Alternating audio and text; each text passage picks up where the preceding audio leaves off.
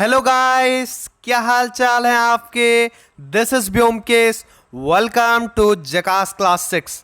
आज हम करने जा रहे हैं आप ही के class 6 science NCERT text book के chapter number 16 garbage in garbage out का exercise solution and question answer discussion. Detail में डिस्कस करेंगे, अच्छे तरीके से करेंगे। पर यह वीडियो देखने से पहले आप जो हमारा लेक्चर वीडियो है class 6 science chapter number 16 garbage in garbage out by जकास class 6, या फिर इसका लिंक मैंने डिस्क्रिप्शन आई बटन और कमेंट सेक्शन में दे दिया है, वहां से जाके चेकआउट करो, या फिर डायरेक्ट चैनल से भी जा सकते हो, जिसमें हमने सब कुछ पढ़ा रखा है। Science, social science, math, English. अच्छा कंटेंट है, बहुत अच्छे से तुम्हें क्लियर हो जाएगा चैप्टर। कोई ट्यूशन जाने की आवश्यकता भी नहीं होगी तुम्हें। चलो क्वेश्चन नंबर 1 पे आते हैं। Which kind of garbage is not converted into compost by red worms? किस तरह के गार्बेज होते हैं जो रेड वर्म के द्वारा कंपोस्ट में कन्वर्ट नहीं हो पाते हैं? तो आंसर क्या होगा? Piece of cloth, polythene bags, broken glass, aluminium wrappers, nails, broken toys. मतलब जो जो गवर्नमेंट बैन कर रहा है ना, polythene bags harmful for soil, ये सब क्या होते हैं? कंपोस्ट नहीं बन पाता, इसलिए ये हमारे लिए हार्मफुल होते हैं। Have you seen any other organism besides redworm in your pit? If yes, try to find out their names. तो बहुत सारे होते हैं, जैसे अर्थवर्म, कीचुआ होता है, वो दिखाई देता है। कुछ इंसेक्ट्स, आंट भी दिख जाते हैं कभी कभी। मिलीपेड्स फाउंड होते हैं, ये थोड़ा अलग ऑर्गेनिज्म है, आपने नहीं भी देखा होगा, रेयर होता है। पर ये चींटियां और अर्थवर्म तो कॉमन होता है। चींटियां और अर्थवर्म कॉमन होता है। So let's move to question number 2। यहां पे बोला है discuss, is garbage disposal the responsibility only of government? क्या गार्बेज को डिस्पोज करना, गार्बेज को सही जगह ठिकाने लगाना सिर्फ गवर्नमेंट का रेस्पॉन्सिबिलिटी है?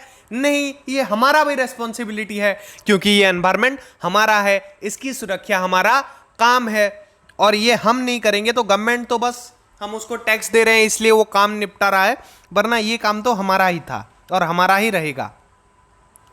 Is it possible to reduce problems relating to disposal of garbage? हाँ, हम प्रॉब्लम्स को रिड्यूस कर सकते हैं। कैसे कर सकते हैं? देखो कैसे करेंगे। We can do it by बायफ्यूरिकेशन। बायफ्यूरिकेशन के द्वारा डिफरेंट वेस्ट को हम रिसाइकिल कर सकते हैं। वेस्ट मटेरियल को साइंटिफिक डिस्पोजल करके हम ये जो प्रॉब्लम्स है इसको कम कर सकते हैं। और पहला तो मैंने बता दिया, ये हमारा ही काम है, सिर्फ गवर्नमेंट नहीं, हम भी ये काम रिस्पॉन्सिबिलिटी लेंगे। किसका? गार्बेज डिस्पोजल का। So question number 3, what do you do with the left over food at home? जो खाना बच जाता है वो उसका आप घर में क्या करते हो? ये अपने हिसाब से आंसर लिख सकते हो, पर नेगेटिव सेंस में मत लिखना, जैसे हम फेंक देते हैं, हम बासी खाना नहीं खाते हैं, तो उसका एक अच्छा खासा आंसर लिख देना। जैसे आप लिख सकते हो, हम बांट देते हैं लोगों के जिनको ज़रूरत होता है, या फिर उसको प्रिजर्व करके अगले दिन खा लेते हैं। ऐसा आप पॉजिटिवली आंसर लिखना, कोई भी लिख सकते हो। इसमें जो आंसर होगा, मैंने स्टैंडर्ड आंसर दिया है, पर ये जो क्वेश्चन है ना, इसका आप मन से भी आंसर लिख सकते हो। बी बिट क्या है? If you and your family are given the choice of eating in a plastic plate और a banana leaf platter at a party, which one would you prefer? अगर आपको एक प्लास्टिक प्लेट जो होटल में use होता है, plastic का plate, या फिर आपको बोला जाए केले के पत्ते में, तो आप कौन सा चूज करोगे? तो आप यहाँ पे कभी भी मत लिखना कि हम प्लास्टिक प्लेट चूज करेंगे, वरना आपका मार्क काट देगा। चाहे आप असली जिंदगी में भी नहीं चूज करना चाहिए यार। एनवायरनमेंट के लिए देखो, प्लास्टिक प्लेट जब खराब हो जाएगा, टूट जाएगा, तो डिकम्पोज होने वाला नहीं है। पर बनाना लीफ क्या है? डिकम्पोज हो जाएगा। आप खा लिया, आपका काम भी हो गया। उसके बाद वो जब मिट्टी में मिलेगा, डिकम्पोज हो जाएगा, क्या बनेगा? कंपोस्ट। किसान के काम भी आ गया। उस किसान में फिर से अगर केले का खेती करता है तो फिर से बनाना लीफ मिलेंगे। तो कितने अच्छे तरीके से रिसाइकिल हो रहा है ये। तो हमेशा बनाना लीफ चूज करना। ये आंसर आप दे सकते हो। हम कलेक्टेड फूड को कंपोस्ट बना सकते हैं, या फिर इसको प्लांट ग्रोथ डेवलपमेंट में यूज करते हैं। और आप ये भी लिख सकते हो कि हम जरूरतमंदों को दे देते हैं जो इसका यूज कर सके, जो अच्छा खाना बच गया हो। और we would prefer to eat banana leaf plate, जैसे मैंने बोला, ये इंग्लिश में लिखा हुआ है। आपको तो अंग्रेजी आती है यार, पढ़ लो। मैं फिर इसको क्यों पढ़ा? आपको मैंने समझा दिया है कि आपको लिखना क्या है। क्लियर है? Let's move to question number 4। Collect pieces of different kinds of paper, find out which of this can be recycled. हम डिफरेंट टाइप ऑफ पेपर के पीसेस को कलेक्ट करेंगे और देखेंगे कि कौन कौन से रिसाइकिल्ड हो सकते हैं। तो ये आप कलेक्ट करना है। इसका आंसर आप कुछ भी लिख सकते हो, आपने कैसे कैसे पेपर को मतलब कलेक्ट किया। जैसे हमारा वोटर आईडी, ये सब जो बनता है ये ऑयल पेपर बोलते हैं, और जो पासपोर्ट साइज फोटो ये ऑयल पेपर होता है। और कौन सा पेपर होता है, जो जेरॉक्स पेपर होता है वो नॉर्मल पेपर होता है। एक रॉप पेपर होता है जो बचे कुचे बैम्बो जो ट्रीज होते हैं उनसे बनता है, जो थोड़ा क्लीन नहीं दिखता, वो भी सस्ते में जो मिलता है पेपर। और क्या क्या होता है आप सब लिखना, आपको जिस जिस प्रकार का ड्राइंग शीट एक पेपर होता है। तो कौन कौन से रिसाइकिल्ड हो पा रहे हैं, कौन कौन से नहीं। रिसाइकिलिंग के तरीके मैंने अच्छे से ये लेक्चर वीडियोस में बताया था, कैसे हम पेपर को रिसाइकिल करते हैं, ग्राइंडिंग करते हैं। हाँ जी, ग्राइंडिंग करते हैं। अगर आपको नहीं पता तो जाओ लेक्चर वीडियोस देखो, अच्छे से देखो, वो देखोगे ये चैप्टर पूरा क्लियर हो जाएगा यार। और बहुत छोटा वीडियोस है, उतना लंबा भी नहीं है, 1 घंटे के अंदर एक चैप्टर निपट रहा है, मतलब एक क्लास में। स्कूल में तो बहुत दिन लगाए होंगे इसको। चलो चलते हैं बी बीट की तरफ। With the help of a lens look at the piece of paper. हम लेंस के मदद से एक पेपर के पीस में दिखेंगे जो हमने कलेक्ट किया है। Do you see any difference in material of recycled paper and a new sheet of paper. हाँ बिल्कुल, आप डिफरेंस देखने वाले हो। रिसाइकिल्ड पेपर न्यू पेपर जितना अच्छा नहीं होता है, रिसाइकिल्ड ही रहता है। इसलिए तो हमें वेस्ट ही कम करना चाहिए, ताकि रिसाइकिल पेपर उतना अच्छा नहीं बन पाएगा जैसा नया पेपर बनता है। आप आंसर देख सकते हो यहाँ पे, newspaper, notebooks, magazines recycled easily. However shiny coated paper मतलब वो जो ऑयल पेपर होता है जिसमें हमारा फोटो निकलता है, आधार कार्ड, वोटर आईडी, ये सब जिस पेपर में निकलता है वो अच्छे से रिसाइकिल नहीं हो पाता। और रिसाइकिल्ड पेपर थोड़ा मोटा होता है, रॉप होता है, जैसे मैंने बोला, compare to new sheet of paper. New sheet जैसा उतना अच्छा हो और नहीं बन पाता है। Question number 5, collect different kinds of packing material, what was the purpose of which each one has used, discuss in groups. आपको डिस्कस करना है different type of packing material को लेके कि कौन सा किस काम में यूज हो रहा है। जैसे देखो, एक नॉर्मल जो पैकिंग पेपर मटेरियल में पैक करते हैं, दूसरा पॉलीथीन में पैक करते हैं, कुछ लोग प्लास्टिक में पैक करते हैं। जो फूड आइटम डिलीवर होता है, होम डिलीवरी, वो प्लास्टिक में पैक कर देते हैं डिब्बे में।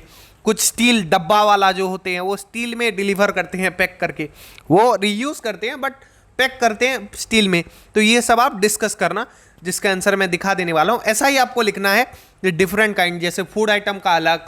मान लीजिए अगर आप कहाँ से चटनी खरीद रहे हैं समोसा वाले से, तो वो किस में, पॉलीथीन में पैक कर देता है। सब में अलग अलग होता है। Give an example in which packing could have been reduced. हम एक एग्जाम्पल देखेंगे और क्या, एक स्टोरी कि कैसे packaging increase amount of garbage, कि ये जो पैकिंग खाना शुरू हुआ है जब से, तब से गार्बेज के अमाउंट बढ़ रहे हैं। तो कैसे बढ़ रहे हैं सुनो। क्योंकि पैकिंग खाने में, अगर मान लो तुम समोसा खरीदने गए, वहां से एक चीज पैक करके दे देगा, वो पॉलीथीन लाके तुम फेंक दोगे, वो तुम्हारे काम में आने वाला नहीं है। बल्कि अगर हम टिफिन लेके जाएंगे तो वो पॉलीथीन जो एक बर्बाद गया, एक घर में एक बर्बाद गया, 100 घर ले रहे हैं 100 गया। 150 करोड़ देश की आबादी है, उसमें से अगर 100 करोड़ लोग पॉलीथीन फेंक रहे हैं तो 100 करोड़ पॉलीथीन दिन में खराब हो रहे हैं। हमारे इंडिया में बस, विश्व में कितना होगा तुम इससे अंदाजा लगा सकते हो कि कैसे नंबर ऑफ गार्बेज इंक्रीज हो रहा है। ये देखो मैंने छोटा कर दिया है थोड़ा, अल्फाबेट दिख रहा होगा आपको अच्छे तरीके से, पर छोटा क्या, क्योंकि ये आंसर थोड़ा बड़ा था। तो हम पैकिंग मटेरियल को कैसे रिड्यूस करेंगे, रीयूज करेंगे। मान लीजिए आपने एक बार पॉलीथीन में कुछ लाया, उस पॉलीथीन को फिर से यूज कर लेना। क्या जाता है, हम जो फेंक देते हैं डस्टबिन में, फिर नए टाइम दुकानदार कभी कभी फ्री में देता है पॉलीथीन, तो इसका मतलब ये नहीं है कि हम गार्बेज फैलाएं। ये गंदी बात है। हमारे एनवायरनमेंट को हमें बचाना है। हम अगर सतर्क रहेंगे तो हमारा ही जो फ्यूचर है that will be safe. Let's move to question number 6। Before that pause the video and note it down. Do you think it is better to use compost instead of chemical fertiliser. बिल्कुल, क्योंकि chemical fertiliser क्या करते हैं, soil को fertility देते हैं पर उसको हार्म भी उतना करते हैं। कंपोस्ट क्या होता है, ऑर्गेनिक होता है। तो इससे क्या होता है, ना हमारे बॉडी को, इससे जो भी खेती की जाएगी ना उससे हमारे बॉडी को कुछ हार्म होता है, ना ही सॉइल को। तो कंपोस्ट इज बेस्ट, बट ज़्यादा यील्ड के लिए, ज़्यादा लालच के लिए फर्टिलाइजर यूज करते हैं। तो हमें कंपोस्ट यूज करना बेस्ट है सबसे। देखो यहाँ पे वही लाइन बताया गया है जो मैंने बोला अभी, तो इसको आप पॉज करके नोट कर सकते हो। सो इसी के साथ तुम्हारा चैप्टर नंबर 16 क्लास 6 साइंस का लास्ट चैप्टर होता है फिनिश। मैं फिर से बताऊंगा, जगास क्लास 6 चैनल में जाओ, science, social science, math, English, सब कुछ line by line with NCERT text book solution, exercise solution मैंने करा रखा है। बहुत ही क्वालिटी कंटेंट है, अच्छे से पढ़ाया है, वो देखोगे सारे डाउट्स क्लियर हो जाने वाले हैं।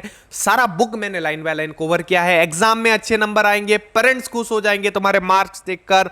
तो इसी के साथ, पर अच्छे से पढ़ना जरूर, तभी मार्क्स आएंगे। तो इसी के साथ मैं लेता हूं तुमसे विदा, मिलते हैं अगले वीडियोस में।